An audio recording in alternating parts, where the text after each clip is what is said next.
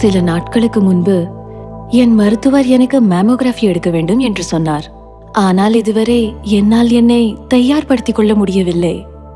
பல வகையான எண்ணங்கள் என் மனதில் வர ஆரம்பித்தன. எனக்கு பதட்டமாக இருக்கிறது. அதாவது எனக்கு ஏற்கனவே பரிசோதனைகள் நடந்துள்ளன. ஆனால் இது வேற விஷயம். மேமோகிராஃபி பற்றி நான் கேள்விப்பட்டிருக்கிறேன். ஆனால் நான் ஸ்கேன் அறையின் கதவை அடையும் போது எல்லாம் மாறுகிறது. அந்த அறை ரொம்ப குளிரா சுத்தமா இருந்தது. அந்த மெஷின் ஒரு ஏலியன் மாதிரி இருந்தது. எங்க பார்க்கணும், என்ன பண்ணணும்னு எனக்கு புரியல. அங்க ஒரு பெரிய இயந்திரம் இருந்தது. கொஞ்சம் சென்சிட்டிவா இருக்கிறவங்களுக்கு ஹார்ஷா இருக்கும் போல தெரிஞ்சது. என் மனதில் பல கேள்விகள் எழுந்தன.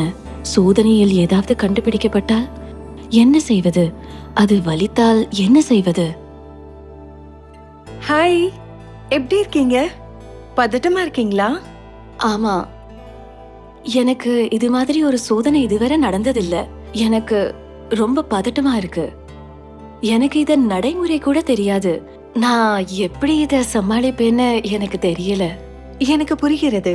ஸ்கேன் செய்வதற்கு முன்பு பல பெண்கள் பதட்டம் அடைகிறார்கள். ஆனால் என்னை நம்புங்கள், இப்போதெல்லாம் தொழில்நுட்பம் மிகவும் முன்னேறியுள்ளது.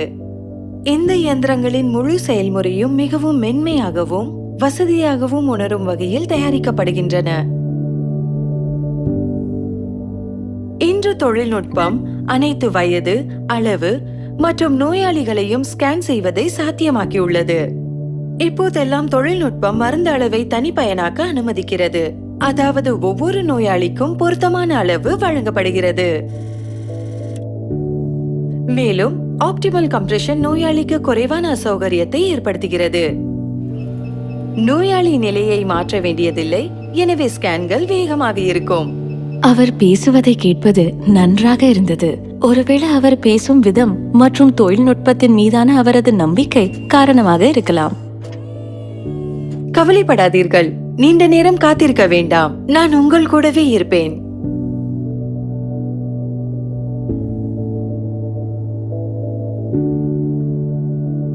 இது இவ்வளவு சீக்கிரம் நடந்தது என்பதை என்னால் நம்பவே முடியவில்லை. உண்மையை சொல்ல போனால் எந்த காரணமும் இல்லாமல் நான் பயந்தேன். ஆம், எனக்கு கொஞ்சம் சங்கடமாக இருந்தது. ஆனால் நான் எதிர்பார்த்ததை விட சௌகரியமாக இருந்தது. பார்த்தீர்களா, அது அவ்வளவு கடினமாக இல்லை இல்லையா? நீங்க சூப்பரா பண்ணிட்டீங்க. நோயாளி அமைதியாக இருந்தால் தொழில்நுட்பம் சிறந்த உயர்தர இமேஜிங்கை வழங்குகிறது. இது மருத்துவர் சரியான நோய் அறிதலை செய்ய உதவுகிறது. மிகவும் கடினமான பகுதி அந்த அறைக்குள்ள முதல் முறையாக செல்வதுதான் நான் நினைக்கிறேன். உள்ளே சென்று தொழில்நுட்பத்தின் பரிணாம வளர்ச்சியை புரிந்து கொண்ட பிறகு என் பயம் குறைந்தது. இறுதியில் எல்லாம் விரைவா எளிதா முடிந்தது. என் பயங்களை எதிர்கொள்ள முடிந்ததில் நான் மகிழ்ச்சி அடைகிறேன். நான் செயல்முறையை புரிந்து கொள்ள வேண்டியிருந்தது. ஏனென்றால் தெரிந்து கொள்வது நிம்மதியை தருகிறது.